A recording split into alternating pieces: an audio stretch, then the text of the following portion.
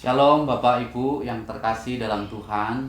Topik kita hari ini adalah khawatir. Paman tahu khawatir itu apa? Khawatir itu memikirkan hal-hal yang mencemaskan. Pertama itu, Terus? kedua ya seolah-olah terjadi itu benar-benar terjadi gitu. Nah, kalau Kenyataannya enggak. Itulah khawatir. Memang secara manusia kita khawatir. Secara manusia saya juga mengalami khawatir.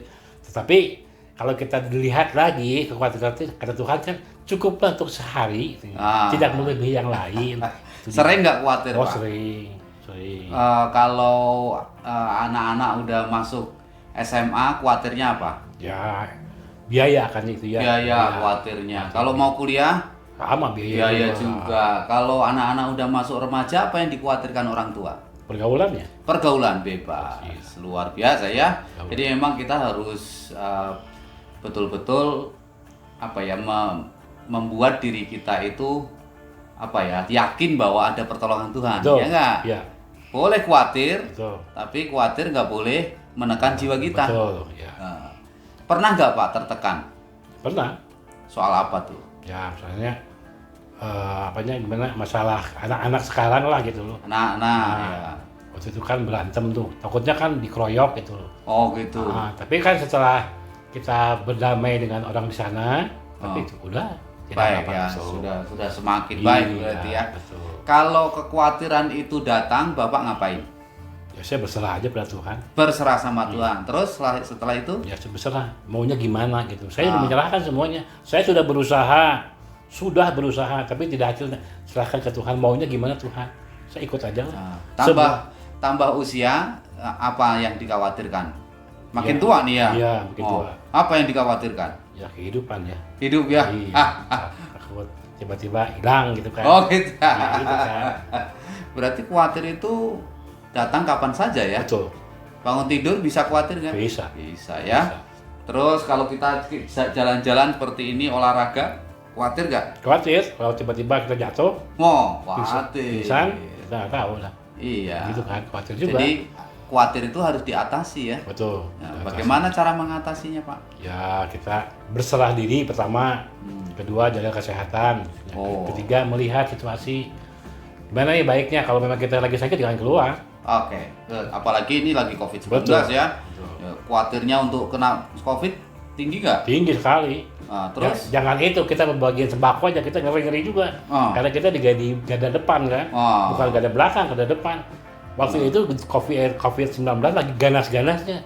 Tiba-tiba kalau kita kena gimana?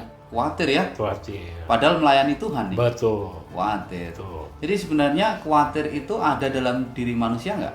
Ada. Semua orang punya Ada, berarti ya? banyak, ya. Ya. Jadi kita harus pandai-pandai mengatasi ya. Betul. Oke. Inilah kekhawatiran seorang pria.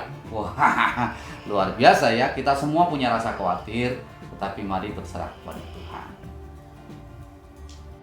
Halo orang-orang muda, apa yang kamu khawatirkan, Yo? Nggak ada uang. Gak ada uang. Ya. Kamu apa, Yo? Saya minta pulang. Masa depan, terus Saya minta pulang. pulang kemana? Bang. Kupang. Wow. Rio, selain masa depan apa, Yo? Teman jelek. Kayak Maros. Waduh. Gak punya pacar khawatir gak? Khawatir. Dipecat kamu khawatir gak? Jadi tidak ada orang yang tidak khawatir dalam kehidupan ini.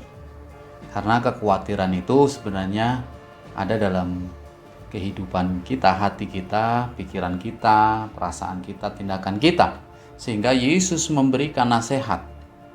Karena itu aku berkata kepadamu, janganlah khawatir akan hidupmu, akan apa yang hendak kamu makan atau minum, dan janganlah khawatir pula akan tubuhmu, akan apa yang hendak kamu pakai. Bukankah hidup itu lebih penting daripada makanan, dan tubuh itu lebih penting daripada pakaian?